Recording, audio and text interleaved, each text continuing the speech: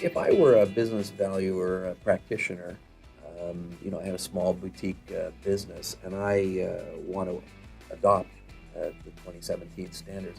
What should I be doing in terms of bringing my business valuation practice into compliance? That answer is likely very different depending on the type of work that you're doing and the procedures that you already have in place. I think there are likely some valuation firms that will read the IVS 2017 and feel pretty confident that what they're doing is compliant already. I think there are others that you may have to change some things in the way they do things.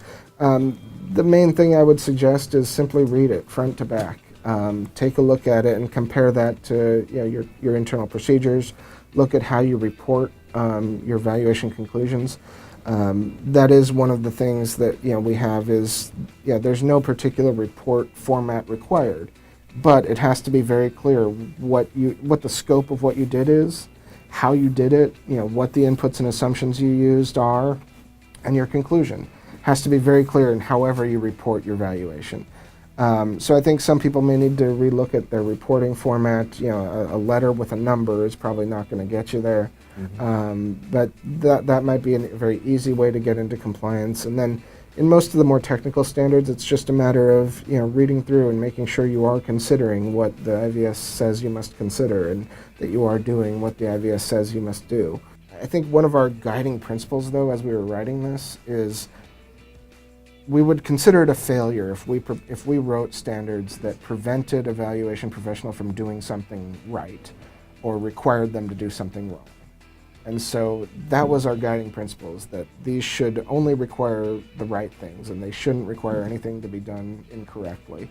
And we think we've achieved that, and from our exposure draft process, the vast majority of people agree.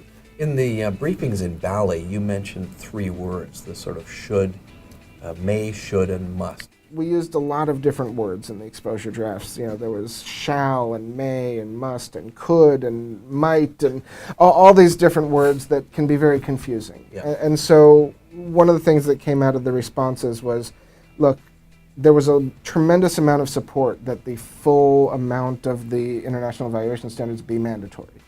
But as part of that, many respondents said, but you need to make it clear what that means. What does it mean when you say shall? And so what we ended up doing is actually taking out the word shall and saying, look, we're going to use three words: must, should, and may. And if we say that something must be done, that means if that paragraph applies to what you're doing, obviously if it says you must do something in the real estate chapter and you're valuing intangible asset, it doesn't apply. But to the extent it applies to you, there's no getting out of fulfilling that requirement. You must do it if you're going to say you complied with IVS. If something says you should do something, we're calling that a presumptive requirement, that you must do it unless you can meet a relatively high bar that you achieved the objectives of the standards in some other way without doing that particular action. And then may is very much the way we've defined it is very similar to the way, for example, the PCAOB in the US defines may. It's that it's something that you must consider, but it's not required that you perform the action. So if something is a may statement, it's something you need to think about, but you don't necessarily have to do it. And you don't have to justify not doing it necessarily like you would with a should statement. It sounds to me as well as that there's a bit of a documentation issue. So if there's a may or should requirement, then at some point your file is going, whether it's in your report or in your file, you're going to have to document that you did consider this and here was your choice, right? I think the way it's written right now is that only the should requirements really need to be documented. That if it says you should do something and you didn't, that you do need to document why you felt that you achieved the objective of the standard in other ways.